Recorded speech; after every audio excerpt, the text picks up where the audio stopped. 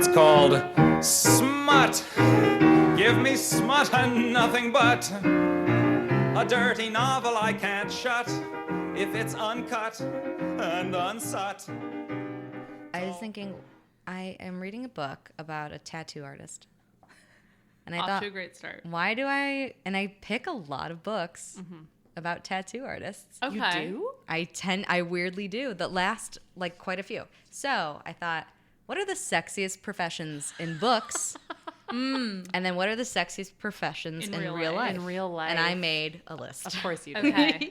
So do you want book or real life first? I want book. Well, should we start and then we find out what you said, or do you want to go first? I only wrote down 2 IRL because Okay. I feel like it really depends on the person. Okay. Sexiest in books. These are like something you read the back and you're like, oh, tattoo artist, I do want to read about him. Yeah. So I have daddy issues, so I go for boss, CEO type things a lot. Power. That powerful men.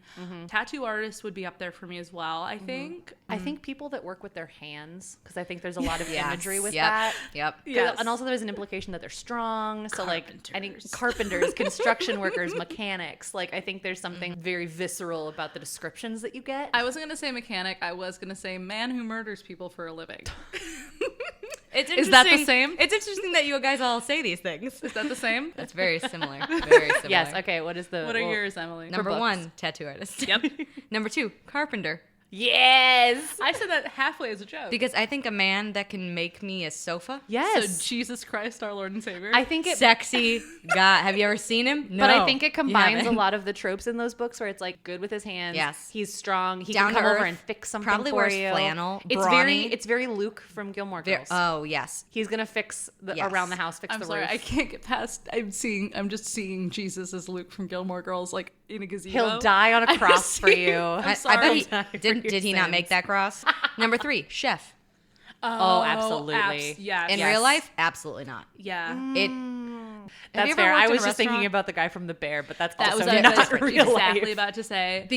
But that's not. If that was That's real not life, real you'd be life. like, absolutely fucking not. No, but in fantasy world, Correct. 100%. Yeah. Number 4, Yeah. mafia kingpin. Yep. Yeah. That's kind That of what guy I goes was with like. boss. Guy who murders people. And also murdered boss. someone. That combines boss. both. And boss. I did also think about boss too, because I was into that. Well, and this episode is about workplace romance. Yeah, just but like what a, about like a man in a suit. Top you of know? mind. What But about also, real yes, life? real life. Oh, So wait, we can go. I wrote down 2. Okay. I have carpenter. Jesus Christ. And mafia boss.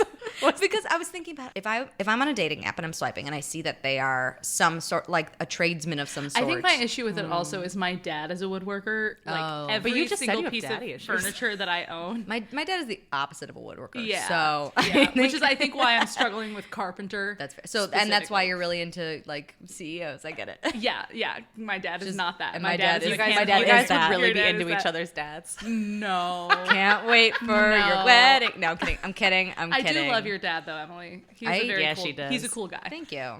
He's a cool guy. I do like him. I He's had good. to do it. I'm sorry. Number 2, writer. A writer in real life, like a book writer, not a journalist. I understand it for you. Me too. I don't feel. Well, it this for is me. my list. Yeah. No. And I don't know if there's any consistent job for me that I would find sexy in real So, life. and then this is trying to where think, I started yeah. to veer off because I thought, I'm not, there's a good amount of like kind of hot teachers, and I was like, no, like not really, not the odds don't outnumber the evens. And then lawyer was also one I had, and then I was like, well, I just went on a date with a lawyer, and it was not great. So Yeah, lawyers can be dull as a box of rocks. Yeah. I in might my put experience. lawyer in the book category. Yes.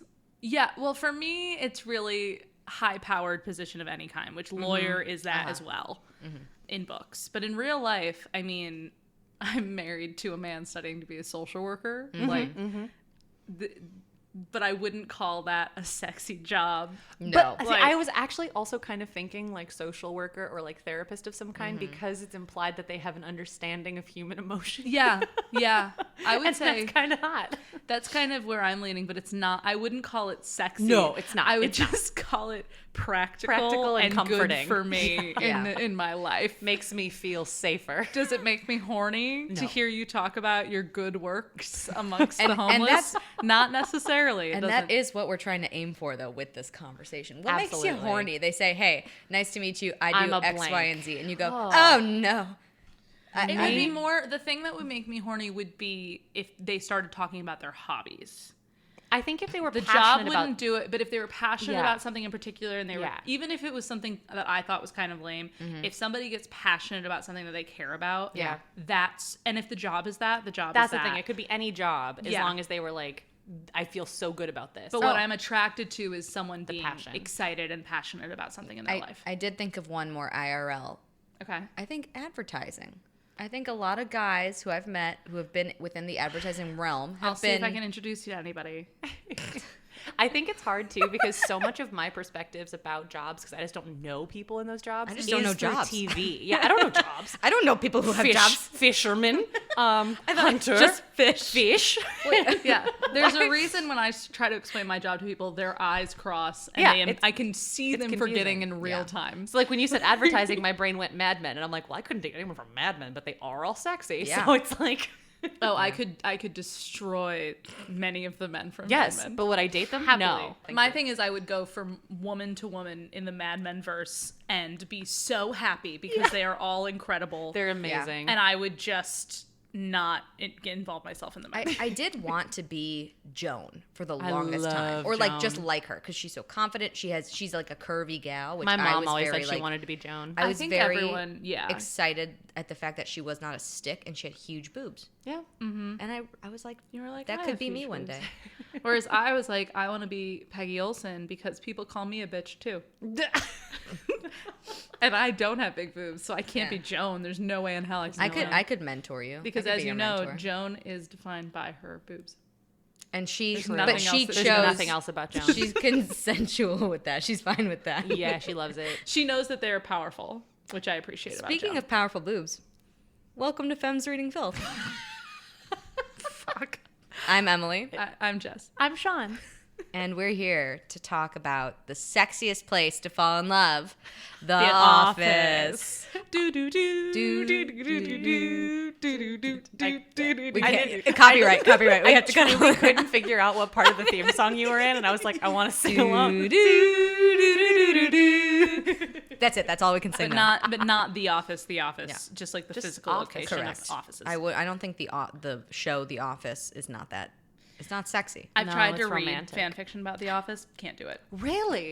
It just How much Phyllis and Bob Vance fan fiction is there? Oh, I want it all. Oh, that's a great. I'm looking that up right now. That's Write a it great down. question. I Yeah. hope there's some because they have a beautiful love story. I bet they're Yeah. kinky as shit too. Yes. And while you're filtering, Sean, can I ask what comes to mind when you think of the term office romance?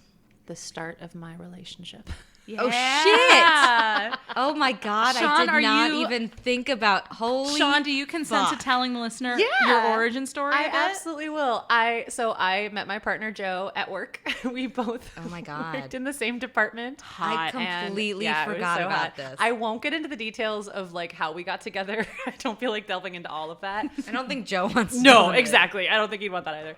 But it was he was not my boss. I was not his boss. We were not in the same department. Pure coworkers. Pure coworkers. In light of a lot that's been going on recently. But we just known each other for a couple years, and we went on a date, and his desk was like right behind mine, so we would always like just flirt and hang out, and now we live together and have a dog, so it's pretty great. Aw, Yeah. that's cute. So that's the main thing. And then mainly it's like TV shows like The Office, Pam and Jim, to an extent Superstore because they work together. Right. I feel like there's so many. Mad Men. There's like a bunch of workplace relationships in that show. And what about the workplace relationship do you think really like lends itself to Oh yeah. romance novels and that kind of thing? I think proximity is a big one. Oh, yeah. Because I mean you spend all day basically at the office. So there's tensions usually. There's often opportunities for enemies to lovers, like a la Superstore. I don't know if they were enemies, but they were definitely like frenemies. They were.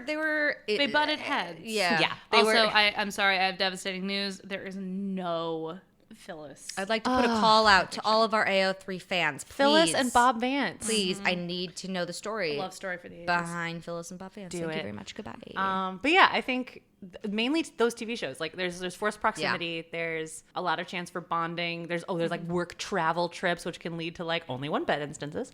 That's kind of it. Is there anything you guys want to throw in there? You said what it is. It's a trope that features characters in a work environment that have an instance of a job romance. Yeah. It's not. Yeah, but I think like Webster's. one of the dynamics I really like about it, I also really like the dynamic of admiration, mutual respect in regards to, oh, you're good at your job and I'm good at my job, Yeah. and we can kind of be. I like the dynamic duo ones. Yes, me too. Where they kind of come together and realize they're really good at their actual job Peggy in addition to and banging. what's his face? I can't think of his name. Peggy and Don Draper. No, Oh no, the guy, the guy she ends up with. Oh, Stan. Stan. Yes, they're a Yes. perfect example. Yes. Spoilers for men. Oh yeah, spoilers for Mad Men.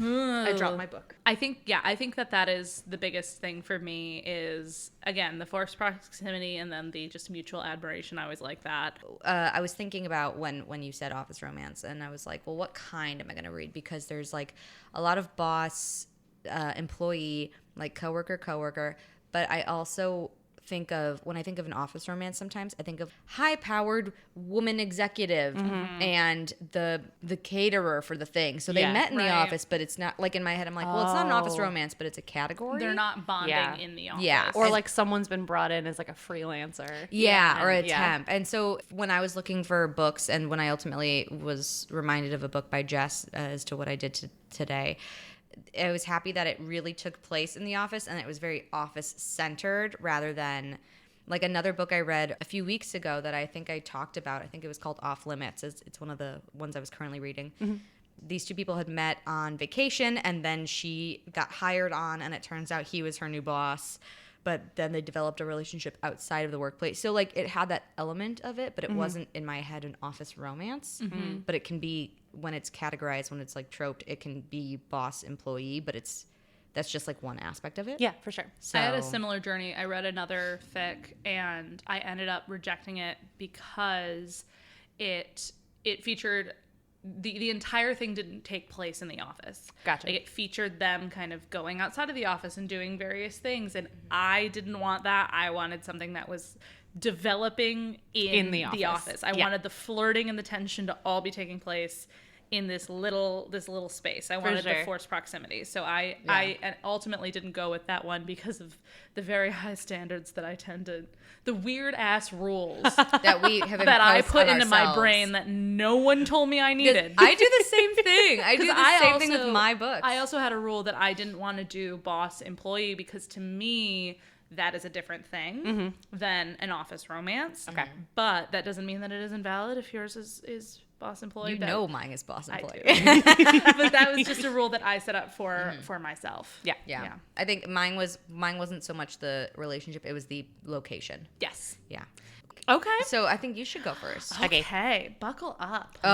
Oh, my car seat is buckled. Why are you in a car seat? Because I feel safer. So, Sean, we've known each other for a long time. We sure have. Oh, And boy. you know that I cannot make choices that make sense. Oh boy. For the record, I do not know what she picked, and I'm excited. Okay. So what I did, which is what I've been usually doing, is I go to the tag. Yes. And I start there.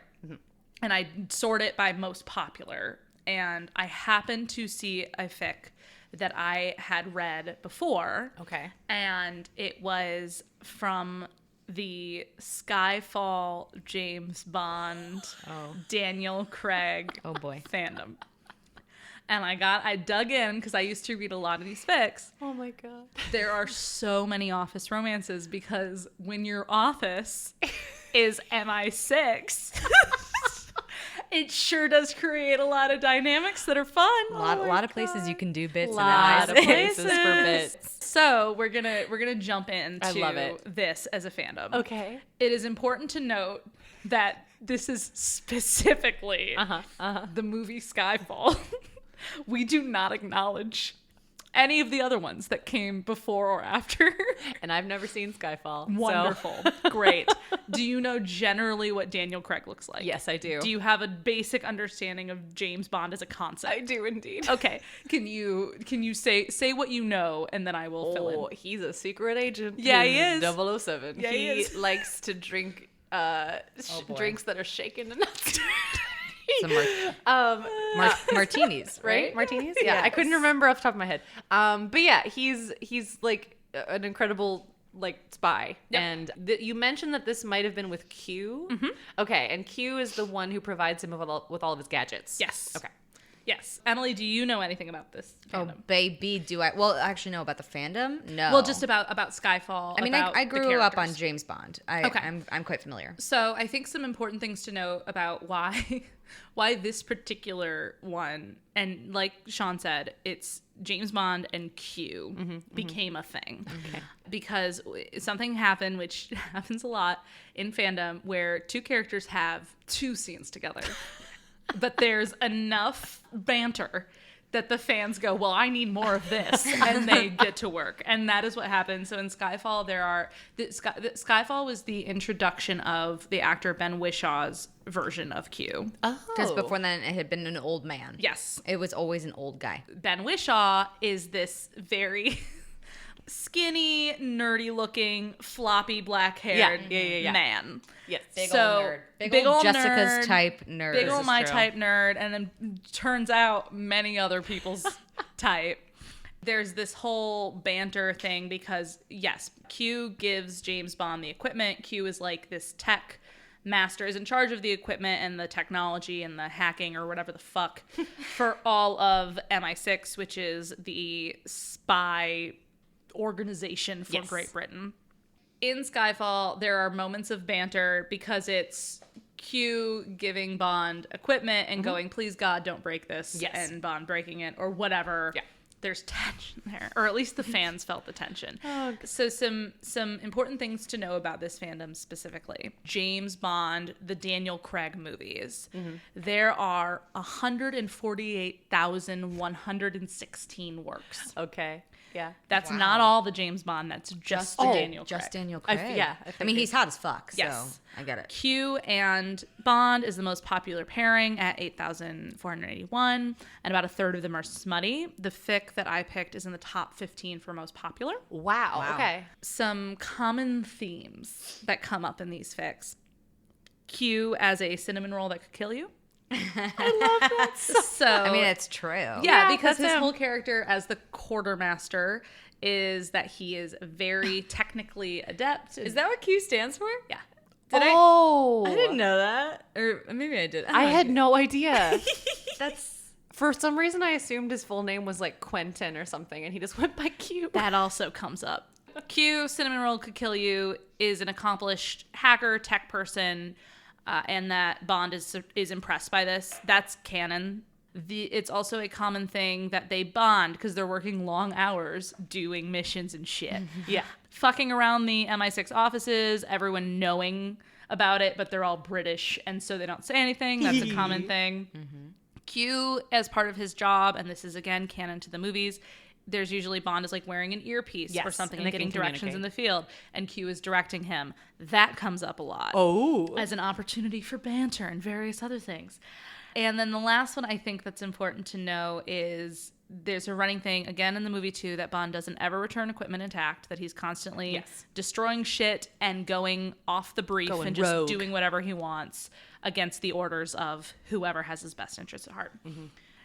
This fic is 6th most popular under the worst workplace relationship tag. Wow. It's called By No Ordinary Means of Communication by LaughterShock. And some notable tags: sex toys, workplace shenanigans, office sex. It's one chapter. That's it? Wait, the whole thing is one chapter? It is one chapter. And I picked it because it is a fanfic form that we have not covered yet on the podcast. Okay. It is a media fic. What does that mean? So it relies on, and I know that this is a podcast and it's an audio medium, but it relies on visuals in order to tell the story. So we're gonna do a little bit of a show and tell, and I'm gonna send you the link to this fic because you guys are gonna help me tell this story. Okay. All of our links are actually in our link tree in our Google Sheet, so people can look and follow along if they would like. And you can like and follow us on social media. Follow us on social media. But if you would like to pause now and go to our Google Sheet with all of the links and click on By No Ordinary Means of Communication, you can follow along. It's loading. Is it loading? Okay. Yes. How do I proceed? Well, while it loads, I will tell you some things that I love about media fics. The most common kind of things that I've seen with this is showing screenshots of tweets or blogs or comments and using that to do things. There have been fics that I've read that are fully hosted on fake Twitter accounts that people have made that link back and forth to each other, and it is a type of fan fiction. This one is a love story told with the help of Post-its, memos, and transcripts. This is Love so it. cool. Love it. We open with a Post-it that says, "You owe me 50 quid," stuck to the top of perfectly returned equipment. The handwriting is red pen block letters. Q remembers that he had very absently just said, when he handed over the equipment, he said, I'll bet you 50 quid that you can't return this intact. And so he gets this and he's impressed. And when he does Bond's post-mission paperwork, he slips an envelope with the money in it into that paperwork. And you'll see an envelope with black pen and small neat handwriting that says, Emily, what does it say? It says, "Amazing, miracles do happen." -Q. -Q. And that's how it starts. This is so cute already. Yep. So post-mission, that gets them into the habit of Bond leaving sassy Post-its left all around Q's office. Sean, please tell the listener what these Post-its say. All right. The first one says, "I don't know how you expected me to return an exploding pen in one piece." Exploding is underlined. We've got, the next one has a bit of blood on it. And it says, "The circular saw worked brilliantly. Bit hair trigger, though." And then we've got two more. The next one says, "You develop spreadsheets to keep track of how often the coffee machine breaks. Who does that? And I'm starting to think you spend more time in your office than you do." Oh, I'm starting to think I spend more time in your office than you do. Yes, so that's part of it is Q never sees these being placed. Yeah. He just keeps finding More and more Post-its Post-its. Okay. with red ink and scrawled messages on it from this man. This is so cool. And so Q finds himself kind of looking forward to these and starting to give Bond increasingly elaborate gadgets just because it makes Bond light up. And in return for the Post-its, he'll start tucking notes into different pieces of paperwork or different suitcases that he's passing off, just complaining about interns or talking about missions or sketches of future gadgets to kind of impress Bond more. And all the while, they're doing all of this on the side while they're still being very professional and doing their jobs. And Q is guiding Bond through missions normally while they all learn more and more and more about each other on the side. So the next piece of media is a transcript of Bond not listening to Q, trying to pull him out of a mission and him going in anyway. And Emily, you don't need to read it, but just describe to the listener what it looks like. It is a very official looking kind of document. It's a transcription between Q and 007. It is on British intelligence stamped paper. And at the top it says the location, the subjects recorded for the MI6 archives. That's pretty much Somebody made that. That's impressive. so I mean, cool. I love this. Yeah. This is really cool. Yeah. This situation incenses Q enough because he could have been killed, and he incenses Q enough that he is sent to test explosives and equipment in another area of the office because he is quote unquote scaring the interns. And so he's basically directed to go into this other place, and he is feeling very angry and very upset. And he's telling himself, agents do this all the time. They're hot-headed. They don't listen to me. Why am I feeling so many feelings about Bond almost getting himself killed? This is not the first time this has happened. And he realizes that the light, fun routine that they've been having for a while, where they pass sticky notes back and forth, is right on the edge of changing. And he's freaked out by that because he likes Q is Okay. because he likes the light fun thing, and he's like, shit, I am starting to feel more about Bond's well-being than I ever did before. No. He returns to his office to a suitcase with absolutely destroyed equipment in it, and the usual Post-it apologizing, and a bright orange magnet that reads Barcelona. Oh. And Q kind of goes, all right, and puts the magnet on the office whiteboard. And thus starts a new tradition of Bond bringing back souvenirs from the various places he visits on missions and giving them to Q. And that starts a whole new thing where now Q is accumulating like clocks that say Puerto Rico on them and various other things. And then poetry magnets appear on the office whiteboard. Oh, God. So poetry magnets are each magnet is like a little word. Is a word, and you can kind of rearrange them for messages. And Emily, what did the poetry magnet say? All work and no play makes Jack a dull boy. And then Q... Nothing sexier than The Shining. Yes. Yeah. And then Q takes one and just circles it in blue ink, and it says no, and leaves it there for Bond to find. And this continues for a while, and Q realizes that he's growing more and more attracted to Bond, more than just acknowledging that this is an objectively strong, handsome man. Because he is, and he's got muscles and whatever, but Q is also like, oh, I might also actually like this man as a person, because he's been flirting with me for a very long time. Mm-hmm. He's kind of waiting for Bond to get bored of him, but he's feeling the connection grow anyway. And one night he's working very late. He sees the last kind of intern leave the office. He gets himself a new cup of tea, and he walks back to his office, and he sees Bond with his back turned, putting up a message with the poetry magnets. And Q kind of leans against the door frame and says, well, why are you doing this? What are you doing here? And Bond says, I'm bored. I like attention. I'm trying to wind you up. Don't worry about it. The whole time still writing a message in poetry magnets. Mm-hmm, mm-hmm. Q says, you have my attention. And Bond says, I've had it for months. Ooh, sassy. And Q resists the urge to dump his tea on Bond's head. I'm enjoying this tension. I know. And Q says, your flirting methods are a little bizarre. Bond says, you're bizarre. I had to tweak my methods to even get you to notice. And then he leaves. Q is baffled, but then looks up and writes down the poem that Bond wrote in the magnets. Sean, what is the poem? I actually read ahead to it. It says, I want to do with you what spring does with the cherry trees. I read that too, and I was like, that is hot. That's Neruda. I don't know. Oh, okay. That is a hot poem. Mm-hmm. Oh, my Lanta. So now they're flirting. The next piece of visual is them writing each other notes back and forth on the same legal pad while in a meeting. Oh, my God. And they're flirting basically by insulting each other. And it ends with Bond writing, I'd have broken your pale little neck long ago if I didn't like you so much.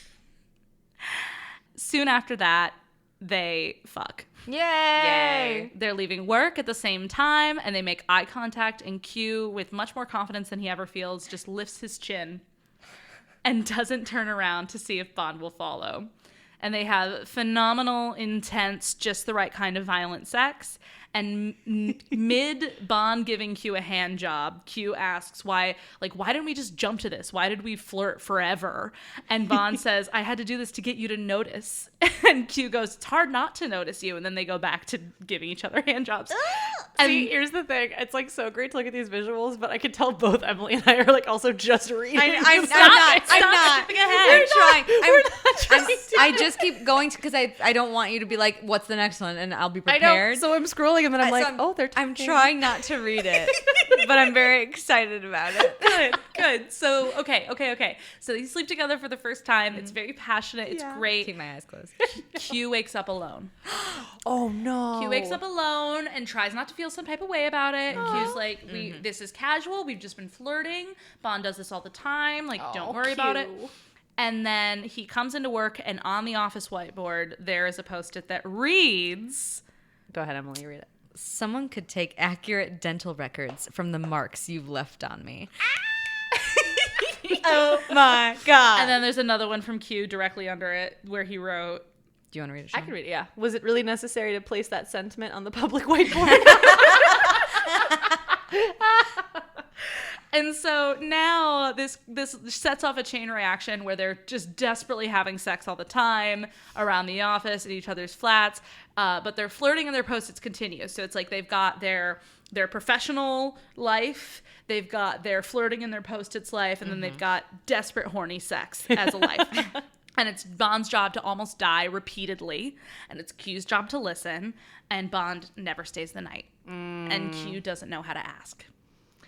And if Q finds himself starting to cling to Bond a bit more after he gets home because he knows that he almost died. Yeah. And Bond does the same thing after Q returns from the field, but they don't say anything about it because they can't, because we need tension.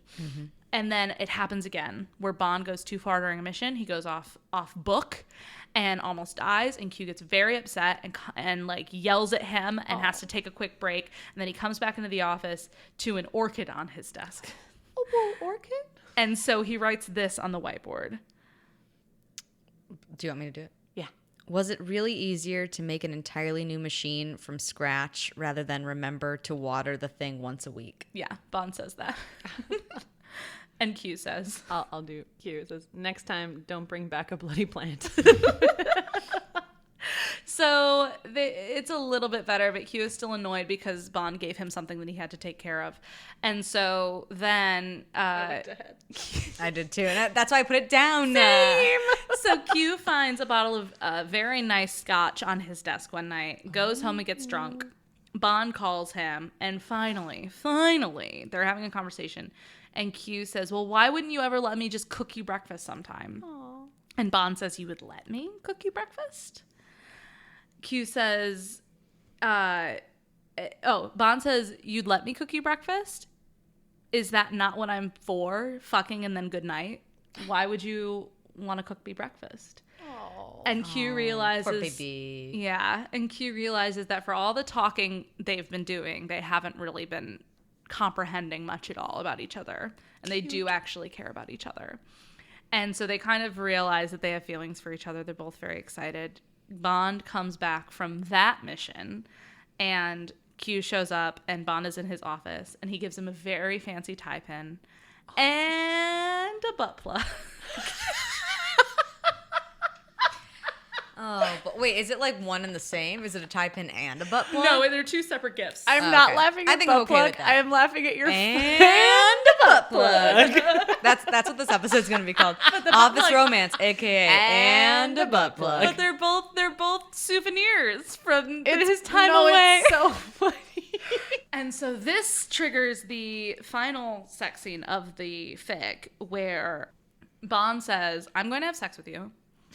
And then I'm going to... And then you're going to wear this butt plug to your budget meeting that's coming up in 20 minutes. What? Because I want you to be absolutely unable to concentrate. So this is... I'm going to interrupt. Butt plugs. I don't actually know the purpose of them. If we Jess, can. you take this one.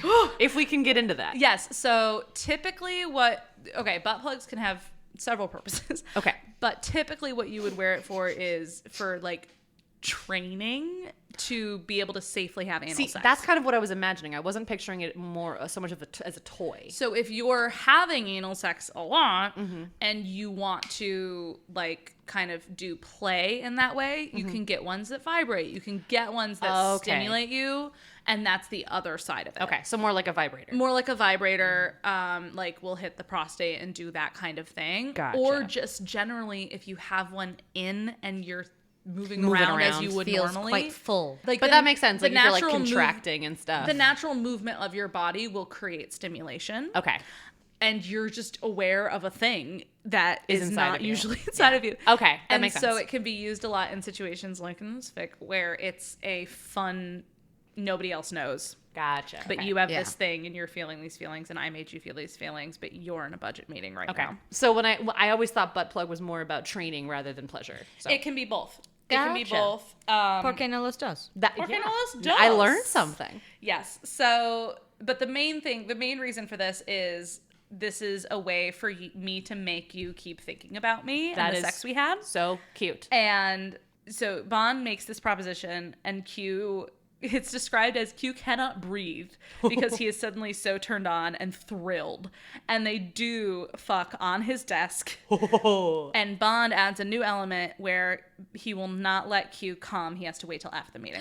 Oh my god. Q is 9 minutes late to the meeting. Oh my god. And then they do have sex, and it is wonderful, and I highly recommend everyone read it. It's great. And after that, they just keep doing the Post-its and the missions and the flirting and the desk sex and more and more and more. But even more importantly than that, less and less frequently, Q does not wake up to an empty bed. Aww. And the final visual of the fic is, Sean, do you want to read the red text or the last this? Yeah, actually, Emily, you read the red text. Okay. Sean, you read the groceries? black. Yeah. Yep. Okay. So it says groceries: bread, tea, Tomatoes, salt, pepper, strawberries, sugar, cereal, soldier paste, desoldering braids, bare electrode wires, copper wire. alcohol, and then the stuff that was in the black is sectioned off, and the red says, "If I can't get it at Tesco, it doesn't go on the damn grocery list." Q.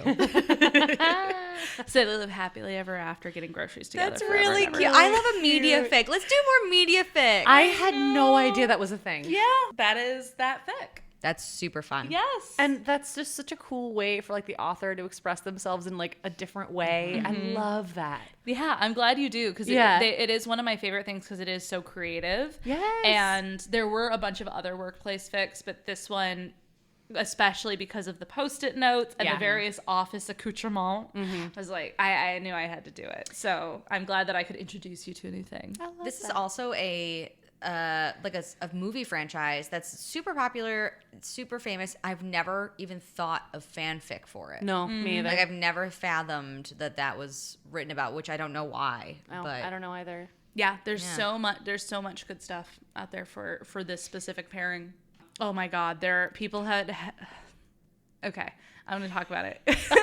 There were a bunch of crossover fics that I read. Oh, okay. Because this was also when Sherlock was happening. oh boy, Where Q is the youngest brother Oh my God. of Sherlock and Mycroft. And he was like the tech one. Oh, that works out so well. There I were love I that. read some fantastic That works out fantastic great. fics where it was all the same universe. I'm shocked that didn't come across my Tumblr. Like, I I'm will absolutely send you shocked. some. Please do. Not They're like great. a James Bond person though. I wasn't a Sherlock person when I started seeing the Super Wholocks. So when I started watching more Sherlock and clicking on that stuff, I'm just surprised it didn't pop up. But I also and they were wonder- really cute because it was like James Bond and John Watson bonding over their shared war trauma. It was great. It was great. All right, Emily, you want to talk about yours? I do. Okay. Here it comes. Let's do it. So I read this a while ago, and Jessica reminded me of it. Okay. And she was also the one who told me about it in the first place. She really liked this one. I enjoyed it. The second time reading through it, I had thoughts. It's not a bad thought. It was just like, I definitely thought about it differently than the first time. That's fine. And maybe they will pop up in my explanation. This is called 2 Weeks Notice by Whitney G. Just a G. All right. It is Kindle Unlimited. It is 264 pages, and it came out July 19th, 2018. Okay. Which is weird because for some reason... Oh, you know what it was? I read this around the same time that I read Window Shopping by Tessa Bailey. And I, in my head, they're both Christmas romances. But this is not a Christmas romance. I have no idea why I thought that. Black curtain opens up. The scene. Walking down a New York street. No, Tara Lauren. Okay. A 20-something. She went to law school. She has a master's. She has all these degrees. Very broke. She cannot get a job. She says she's applied to 300 jobs in the last year. She has gotten a lot of interviews, but nothing has moved forward. Okay. She is so poor that they cannot pay the rent. Her and her roommate, which is also her best friend, cannot pay the rent. They use condoms to keep the window in place so they can go down the window fire escape rather than go out the front door and see their landlord. Why do they use condoms? Because it's thin enough that it won't close, but not too thick that you could see that it's open, so people will steal Not from try you. to break in. Got it. That's actually ingenious. Yeah, right? She takes the big bus tour of New York around. She has To get around. To get around. She steals breakfast. She steals free gourmet breakfast from the Parker Hotel. She's a regular Aladdin. Yes. And so, because a lot of her job interviews are in the financial district, this very, very fancy hotel with a very fancy gourmet breakfast is right there. And she's been doing it for about a month. Yeah. Meet Preston Parker, the CEO of Parker Hotels. I think I do know someone named Preston Parker. If your name is Preston Parker and you know Sean, please DM us and say, that's me, I'm Preston. Hold on. I know Sean, but that's it. I don't want to hear anything else. Preston Parker. I did a show. He was in my Second City Infinite Sunday show with me. Oh, nice. Yeah. I was like, I know. Well, hi, Preston. Hope you're listening. Preston, you're great. I miss you. I'd love to talk to you. I miss you too. He is the CEO of Parker Hotels. He's a workaholic. He cannot keep an executive assistant, which is formal. It's usually called an EA. So if I say EA, you know what it means. Yeah. He goes through one about every 3 weeks. It is very known that he is a terrible boss. Not because he's like evil. He's just, his standards are so high. Learns he is losing money. He has been losing $5,500 in a month. It's been about like 2 months right now. Oh. And he is on the war path to figure out who it is. He thinks it is one of his employees. Oh, someone's stealing from him. He thinks, yes. He's losing money. That's what he knows. Oh, okay. So he is like, I will fire the entire staff of this humongous hotel. Like, that's how ruthless he is. He goes in and literally runs into Tara Lauren, who has a plate full of chocolate-covered strawberries. And it is an immediate attraction. They're both like, imagine like a cartoon wolf, eyes popping out, the tongue. Doesn't she fall down? She falls. Well, she literally runs into him, falls down because one of the other hotel workers sees that she is taking food, and he's like, "Miss, what room are you in?" And she's like, "I have a card. This is my room card." He goes, "Well, what room does it go to?" And she's like, "Neither here nor there." And he's like, "Yeah, I'm going to call security." And she's like, "Ugh," and then runs into him. God. So he takes her up to his office and is like, "Why don't you tell me why I shouldn't call the cops? Or like, just tell me about yourself. What's going on?" She proceeds to tell him everything that she has been, not like crying. She's just like, this is what my situation is right now. And she's been keeping meticulous records of every day she steals free food. So he learns all about her. He's very impressed by her like means of survival in the city. He sees how accomplished she is, with all of her whole background. And instead of taking her to the security office, he's talking to her, and they go down in the elevator, and he directs her to human resources. And he goes, "I think you should apply for this job." And she's like, okay, this sounds crazy. And she immediately gets the job. She's more than qualified, and she's excited to start tomorrow. The job being? His executive assistant. I'm sorry. I thought I had said that. So there are 3 fast forwards in this book. Oh, okay. So we now fast forward to 2 months later. Okay. Tara hates her job. She is waking up. She's super stressed. She barely sees her boyfriend, who her roommate hates. She has to take pills for her stress. She has headaches. She puts ice packs on her feet every night from running around.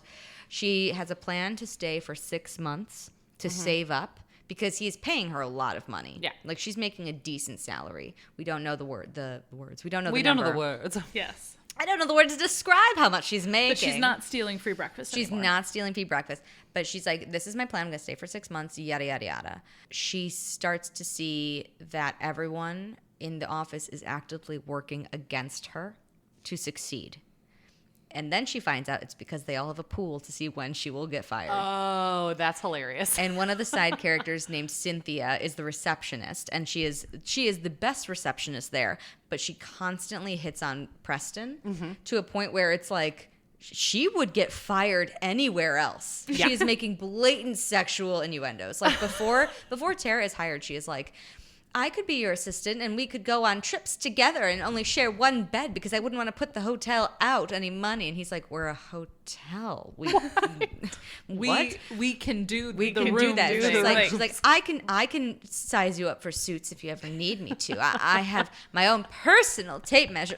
Tara finds out that Cynthia is friends with the stylist who comes in with Preston's suits every week. And the stylist is late for like every day by 3 hours. And she finally gets very firm with the staff. She like goes up to the stylist lady and is like, "Hi, do you realize that I am the EA here?" And she's like, "Yeah." And she's like, "Do you realize that means I have hiring and firing privileges for anyone under me?" And she's like, "No." And she's like, "Then I think you should get your shit together because you're gonna be fired tomorrow if you're not here by 6 p.m. blah blah blah." She's like, "Oh my god, I'm sorry." And then Tara, like after she had learned about the pool, she goes, what was your number? And she goes, 3 months. It's like, well, I'm going to make it 6, so fuck you. And like walks away. The receptionist keeps hitting on her.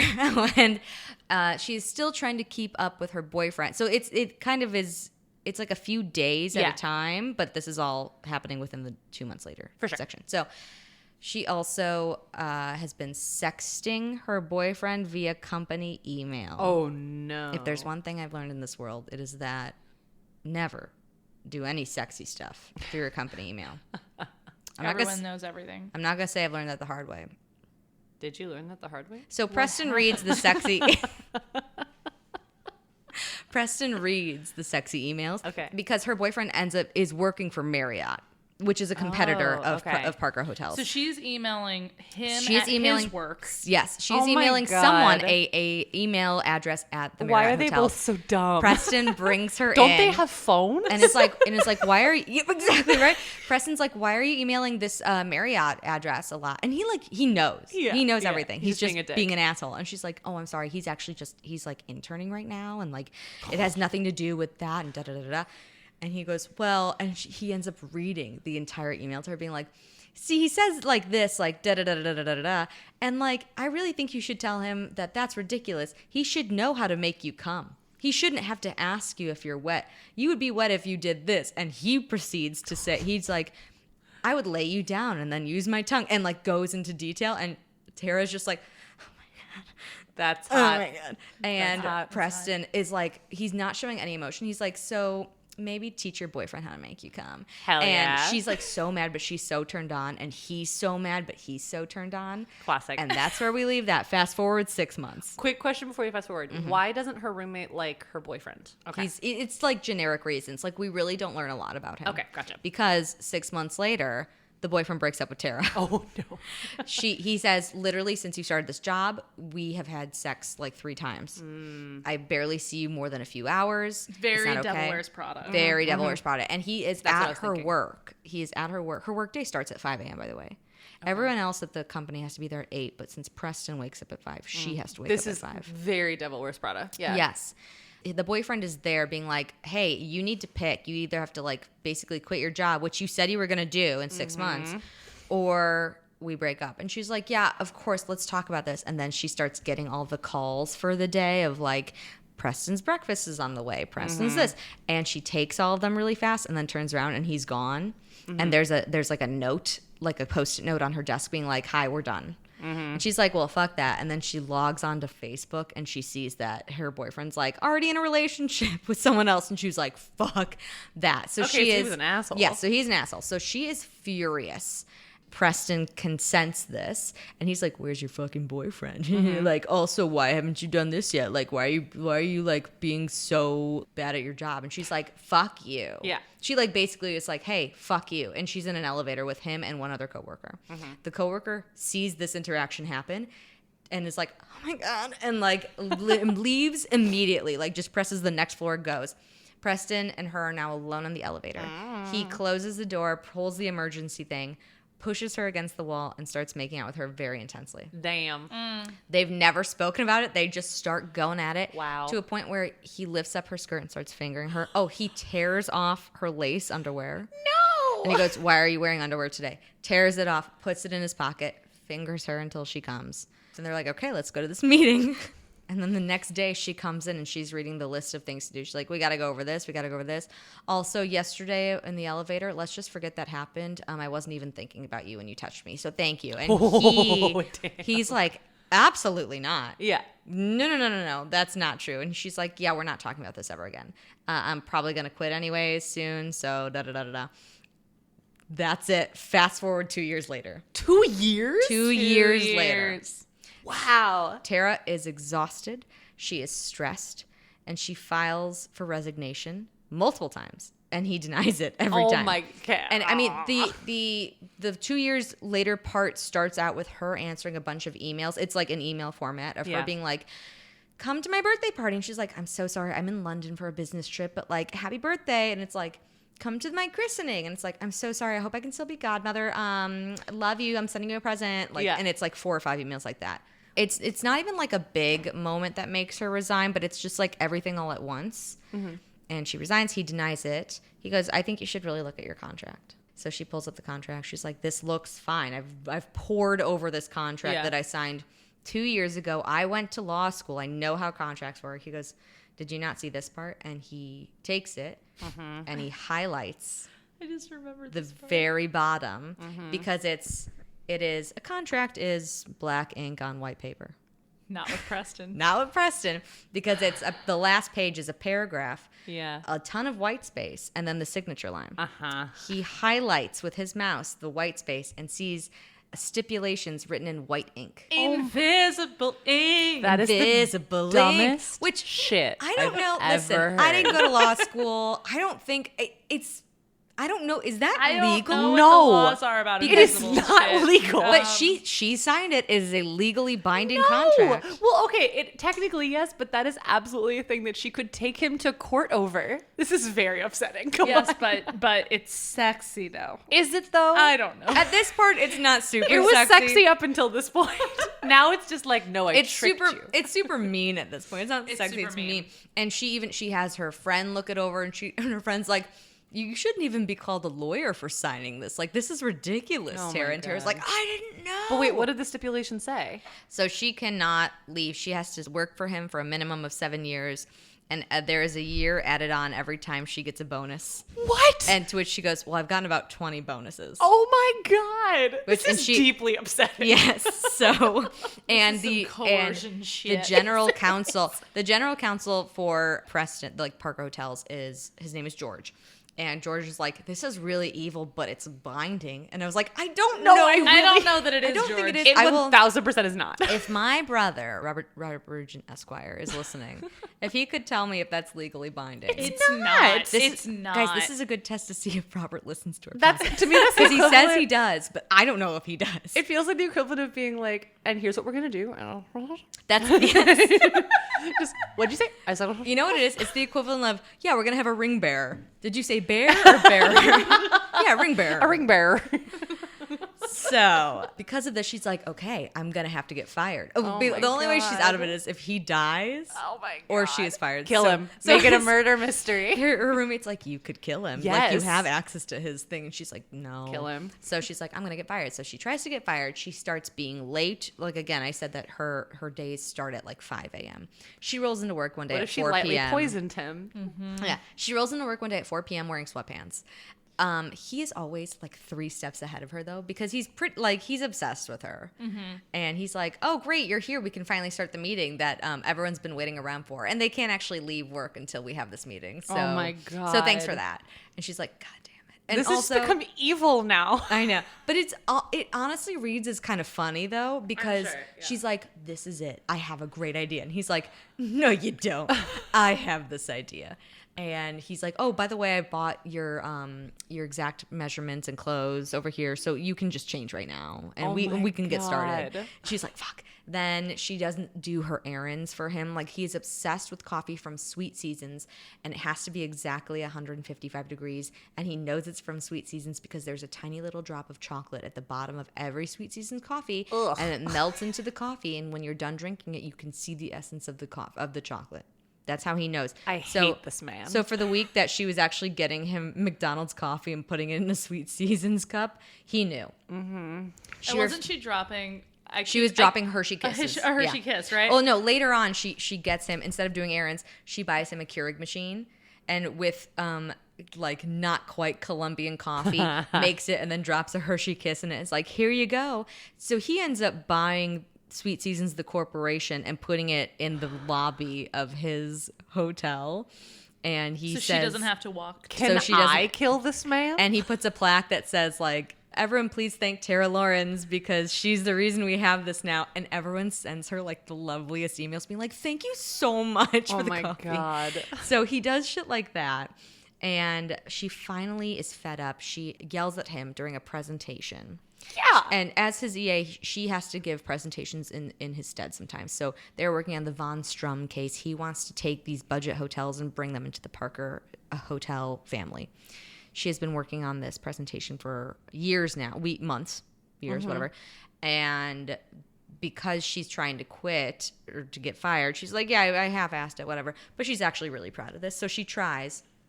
And every time she starts talking, he's like, actually, you should start with this. Actually, this. And he's being like an asshole about it. So she just screams at him in front of the other employees in this conference room. And he immediately stands up. Everyone's like, oh, my God. Makes everyone leave. God. He goes. He locks the door to the conference room. He walks over.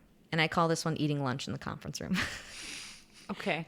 Because he pushes her onto the conference table and eats her out. I hate this story so much.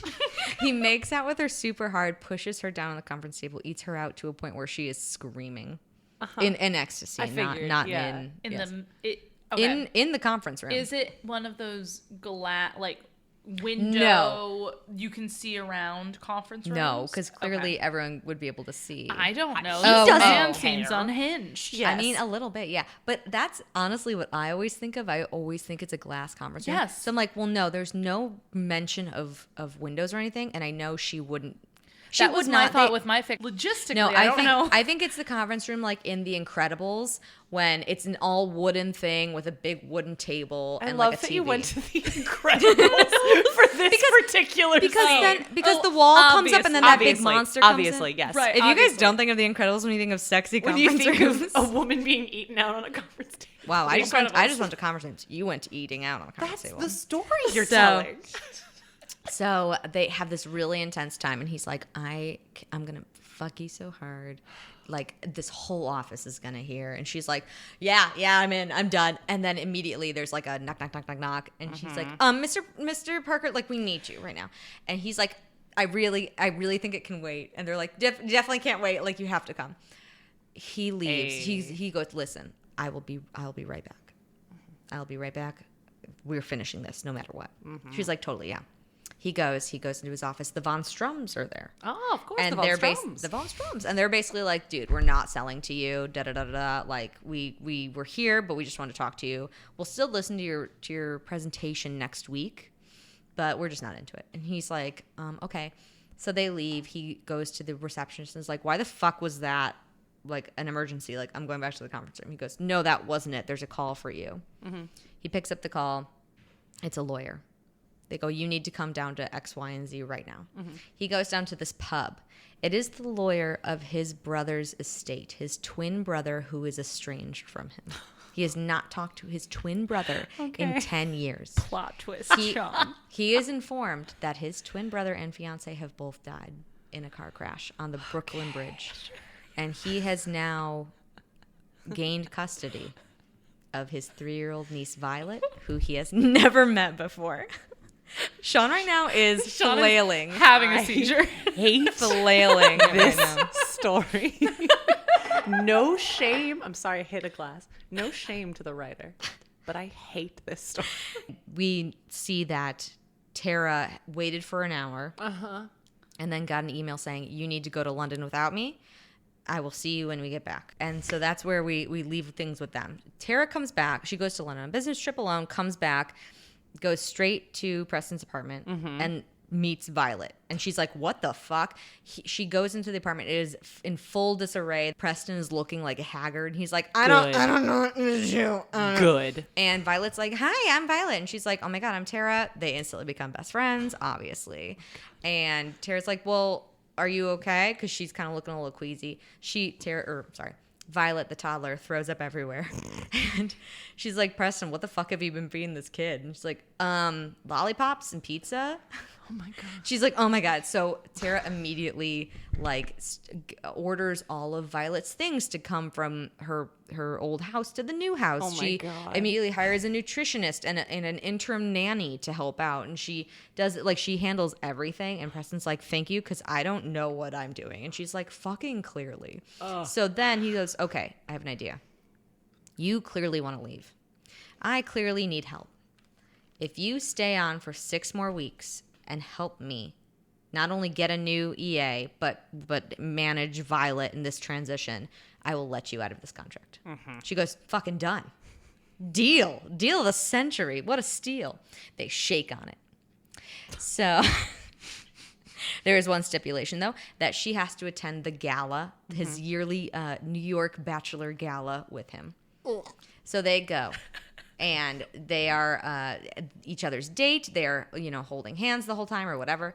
She's like, wow, I'm actually having kind of a terrible time. I'm going to go. What? She's not having fun with her With Preston? captor? So, and Preston's like, no. You have to leave when I leave. Like, we're dates. And she's like, no, fuck that. And he then pushes her into a bathroom and locks the door. And they have crazy sex. And I call this fancy clothes bathroom time. Where he bends her over the marble sink area and takes off her entire dress, and she's just standing there in her underwear and her heels. She's wearing underwear this time? She's wearing underwear. Well, this is a gala. Again. He rips off. He loves ripping her panties, which, by the way, Rude. also, first of all, rude. Do you know how much underwear costs? Yes. It's expensive. It's Because rude. we don't get nice underwear too. I'm Unless not it's saying, tearaway underwear, which I really doubt. Yeah. I don't think it was tearaway underwear. See, if I was her, I'd only wear tearaway underwear. Hey, this very reason. Question: Yeah. If you've ever had your underwear torn away simply like that in the passion of the moment, DM us. We Yeah. won't put it anywhere. I'm just super curious. just Did it wanna hurt? know, does it Were you work? pissed? Yes. Was it sexy in the moment Yes. and you were upset afterwards? Because you know, if you're going to a gala, you're wearing underwear you love. Also, were they bad underwear? Did they already have holes in them and it made it Not- ezy to tear? Because when I you go to feel the like in gala. order to tear but underwear, but this is just for our the listeners. chance of a wedgie or a Yes. back or a front wedgie. Yeah, Honestly, how is he It's gonna pulling hurt. it? I would assume from the side. Oh, So they have intense sex in the bathroom. great. Like enough that she is screaming. They are sweating. It is hot and heavy. They're very into it. They right themselves. They open the door. There is a line of 20 women waiting for the bathroom. Preston's like, we gotta go. And like ushers her out. People, like journalists are trying to talk to him. He's like, I can't, sorry, my date is sick. And they go in the car and they start like hardcore making out again. Sure. So after this, I just say they start doing the regular sex. This is number 4, various. So he finally gets her bent over in the office. He calls her regularly at like midnight or 1 for work reasons and realizes that for the past 2 years, every time he's done that, she has had her vibrator on. Oh. So he finally finds out about that, and they have a phone sex time. She is staying over more often and helping out with Violet. And they are basically starting to fall in love with each other until the 6 weeks is up. And he has to let her go. They're both like, listen, and like in their own chapters, they're both like, we really like each other. Let's keep doing this. Yeah. And George, the general counsel, goes Oh, up of course, to George. George goes up to Preston and is like, I can't believe you're letting her go. Like, this is crazy. Are you gonna miss her? He's like, yeah, I'm gonna miss her a lot, but like, I'm gonna see her regularly. And he goes, well, I'm just surprised that you're letting her go to her new job. He goes, what's the new job? And it's like general counsel at the Marriott.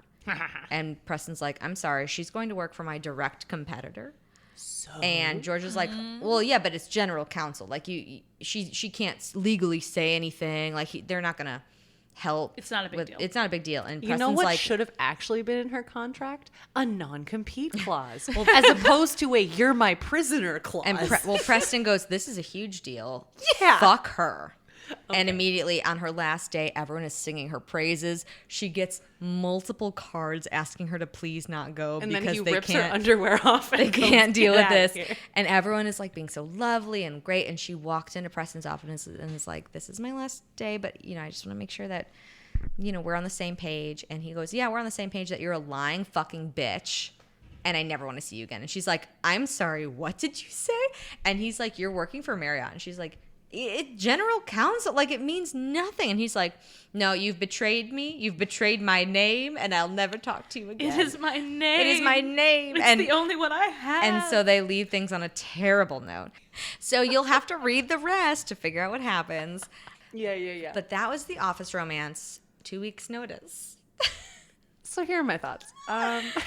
The one thing that I'll say is that I know that like this didn't include her perspective when she was still working for him, because it was clear that she like was attracted to him. So I'm sure there was like elements of that, but like I love reading a fanfic where it's like a boss employee, that kind of thing, because it's like, oh, it's sexy. It's like, ooh. But the second it's like, oh, you can't quit. I've legally bound you to me. I'm like, okay, I'm checked out. Like, Yeah. And then to be like, and now we're gonna have sex. It's like, what? I will say, I think what helps is that there are little details within the whole story that you realize they know each other so well. Mm-hmm. They are very attuned. But he knows her so well too. So at one point they meet for lunch and she is late and he orders the scallops, but she's going to want to try this. So bring like a side salad, and then she's going to want a glass of vodka, but put a strawberry in it and put it in a wine glass so it looks like she's just drinking sparkling water, and this and this and this. And it's very like When Harry Met Sally type of ordering. And she comes and she's like, listen, I don't know what the fuck he ordered me, but here's what I want. And she orders literally the exact thing that he said. But it's stuff like that. Here's the reason I hate it. Does help. But here's the reason I hate it. Is that after 2 years, if he was at a place where he was like, you know what? I do care about this person. I want this person in my life. No, he's a petty motherfucker. That's why I hate it. He does not seem like a relatable, interesting character. He seems like a dick. He's not relatable. He's like a hot dick. I don't like it. He's a hot dick, and then the child thing, I think, humanizes was meant him to in humanize her eyes. him Yes. in her eyes. Yeah. And it does somewhat, but then he reverts to his old pettiness. Yeah, it just sucks. It just seems like he's a mean, petty asshole, which I can deal with in these kinds of things. The sex scenes sound great, but to then add like, no, I literally tricked you into signing a contract of indentured servitude for 7 years With plus invisible ink. plus 20 years based on all the bonuses. I'm like, this is bullshit. So interested in this invisible ink That's legality. it's not legal. Oh, we're gonna find out. There's no fucking way. And her roommate didn't like her boyfriend because he was dull. he was like just a bad boyfriend. He's like, I mean, yeah, he did cheat I on feel her. like that's a common thing with romance novels, though, where if there is a boyfriend, he's dull or he's cheating. dull or boring or cheating. and And in this it's one, it's not the both. main Yeah. boyfriend. Yeah. No, it totally It was makes something. sense. I mean, it's just that general was a joke. ire. That was Okay. a joke. I think I know how many raccoons and trash cans yours She's clearly is gonna get. give me 5 one. trash- It gets one. Fuck you, Sean. That's fair. That's fair. It's up to you. It's your scale. It's again. I think it went like just 3 steps too far. I was on board for an asshole employer. I was on board for her like being like, I don't know, I think I want to quit, and him being like, don't, you should stay. But the idea that it's a legal binding contract and that she keeps trying to quit and he denies it. It just goes step too far for me. Like the sex scenes seem good. Sex scenes seem good. But I've had a lot of wine. And How many raccoons and trash cans does mine get? Oh gosh, 4 out of 5. Actually, 5 out of 5. Yeah, it nailed I think it. I agree with that statement. And I was already gonna give yours slightly less just because I feel like there's automatically like kind of a less of an office romance when it's employee and boss, because I love just like 2 employees like just get. But I guess Bond is a boss to Q. Yeah. No. Yes. No. Yes. If anything, Q is higher up than Bond. Possibly, yeah. Because Bond is so- one of many field so either way, agents. it's There is still only kind one of there's still a Q. power dynamic. Still kind of a power dynamic. There's a power dynamic, but like not. They just interacted more as coworkers. In this one, it was blatantly Listen, like, you there are was my there was subordinate. manipulation. There was sexy manipulation. There but- was and there was sexy panty manipulation. tearing. That too. You do not rip multiple pairs of a woman's underwear. Well, she when gets you paid enough to know. buy more underwear. Yeah. Me, I don't. What I will say is I Please really don't rip my. I don't want to totally shit on this story because there were really elements I liked about it. I think the sex scene sounded really hot. Yeah. I really liked her as a character. I thought she sounded really fun and engaging. And I liked her gumption is the only word I can think of. So that might be the kind of story where I would just skim for sex scenes and then I would just read those and move on. I apologize for my passion about my dislike. You don't have to apologize. I'm not offended. I know. This is just the first time that I felt it building in me where I was like, everything you say is making me dislike. Welcome to our lives, Right? now. This is what happens when we read shit. Emily, what are you reading? So what I'm reading right now is called Dirty Ink: An Enemies to Lovers Fake Marriage Romance. Could it involve a tattoo? It does involve Dirty Ink? a tattoo artist. But you know what? I honestly think it might be a DNF. A do not finish. Oh, why? I am very annoyed with everything in this book. She is constantly angry. She constantly wants more. She's constantly angry, but she'll never tell you. But she will, instead of telling you what she wants, she will scream and throw something at the wall. And it's like, bitch, it's been years. You haven't emotionally developed. Go to therapy. Go to therapy. therapy. Oh, you know what you should do? Go to therapy. And he's the same way, where he's like, I really love her, but I'm really mad at her, so I'm gonna fuck all these girls, and she's gonna sit there and watch. And I was like, you know what he should do? Go to therapy. So we'll see how much longer I stick around with it, but like, I'm just really feeling like a tattoo romance right now. So like, I'll find another. You'll find another You one. will. I believe in you. Hey, Sean, what are you reading? I'm still reading my Daniel Sloss book. Nice. Cool. So I'm trying to think of something I have been watching. You've been playing a game, haven't you? Oh, yes, I have. That's a good one. So this is one that actually Emily has started playing as well. It's called Cult of the Lamb. I'm playing it on the Switch, but I think it's available on like several platforms. It's I describe it as like a combination of Animal Crossing and like a basic like fighty fight game. It's so silly. It's basically like you're a lamb who's been sacrificed but gets brought back with the promise that you'll start a cult in the name of a demon. And it can be like a very simple commune, or you can make like fighting pits and like sacrifice people. It's ridiculous. I've been doing that. It's so fun. I've also been My cult sacrificing is people. called Gabagool, Mine is called Potato Family. so we're doing great. I like that it's family, like famine. We're a family. Yeah, I didn't even think about that. Maybe that's why it came into my mind. I mean, if you've been in a cult, probably don't play this game. Also, if you've been in a cult, are you okay? We can talk to you. Call us. Yeah. DM them and then call me. Hey, Jess. What are you reading? Wow. So as has been happening, I think a lot, the fic that I picked for this episode has sent me back to some old classics that I read when they were published. Nice. This one was published in 2013. And it is a classic Q Bond one. It is called Curiosity, but it's spelled with a Q. Noise. By Dr. Girlfriend. And it is a slow burn. It's 33 chapters. Amazing. It's beautifully written. And it kind of really, which is a whole thing for me, really capitalizes on the fact that Q is in Bond's ear canonically for most of the time. Gotcha. And so, yeah, so it's just a really good, well-written story. And there's twists and turns, and they do a mission. It's not all about the sex, but there is a little sex. Specifically, we love sex. Specifically We love banter sex. and like dirty talk, because I a love lot of that. it is I love happening over dirty an talk earpiece. sex. That's yes. That's the one thing that I thought was missing from that story is like the Yes. use of Dirty the talk, earpiece. yeah. Yes, especially with the transcripts. Like that was the one thing that I think could have That's been added. fun. There are a lot of those as well. So if you want any on the side, I will send you some. yes, but please. but they're great. So I am rereading that because it definitely sent me down a rabbit hole of remembering all of these that I haven't read in a very long time. Nice. Yep. So Sean, Yes. what are you feeling for the next episode? Is your My final final one. Your And final regular episode. regular one? And I know exactly what we're gonna do. What are we doing? Oh, shit. Hockey. Wait, are you serious? Yes, we're gonna do hockey. You don't do it because I like it. No, we're gonna I do want, hockey. I want you to do it because you want to do it. I want to do it because I want to do it, and also because I know that at least one host is really passionate about this topic, and that's going to be fun for me. Can I make a request? No. For my own sake? Yeah, of course. Can we widen it to sports, please? Yes, that was my original thing last week when we almost did hockey. We can absolutely widen it to sports. Okay. I have a better chance of finding something. Yes, if absolutely. It's sports. Yeah. I just know nothing about this. That's the thing. I don't read sports romances, so it'll be a new thing for me. It's going to be something you really enjoy reading. Sports romance is fun, dramatic, Yes. ridiculous, And can I request that you specifically find a hockey romance? Fuck yeah. Okay.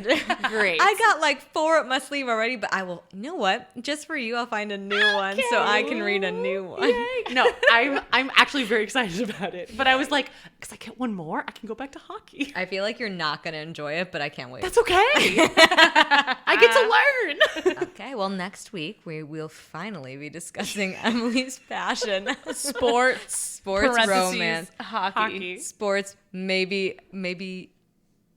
What am I thinking? Bracket hockey. Is Quidditch a sport? Yes. No, we already did Harry Potter. But she has no You know what? stipulations. I'm gonna leave it up to you. Listen. The Cullens played baseball in Twilight.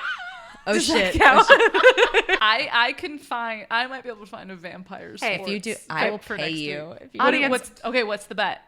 If you can find, and this is like, it has to be like organically. Vampires and sports. If you can find a vampire sport romance, Okay. Organically in what way? like you're not actively searching for it. If you search, like as you do tags first. Okay. So if you do sports and you happen to see vampire, Okay. go for it. Oh my God. Because I don't think vampire sport, and also I think vampire sport is like hunting, which Who is not a can sport. Get the most humans. And Okay. we are talking about So if I find a fic for next week that involves vampires and sports, What that is the bet? But that's what like, will you give me? what do you want? You buy me dinner. Okay, I could do that. Okay. I love it. I really thought about that. I was like, do I want to buy her dinner? And yeah, Fuck yeah, I'll buy you dinner. You have so much. Like, I want to say, audience, I'm not the last guest. I'm the first. Can I There's can so I make many a more. stipulation for yours? Okay. And if you win, I'll buy you dinner. Dunzo. Yours has to not be straight. Oh, I love that. Yours in some way has to be a little bit LGBTQIA plus. Okay. Okay. Okay, yeah. A done. gentleman's agreement. Huzzah! All right, join us next week for Sports Commo. Who knows? Bye, everyone. Lewd. Everything is lewd. I could tell you things about Peter Pan and the Wizard of Oz. There's a dirty old man.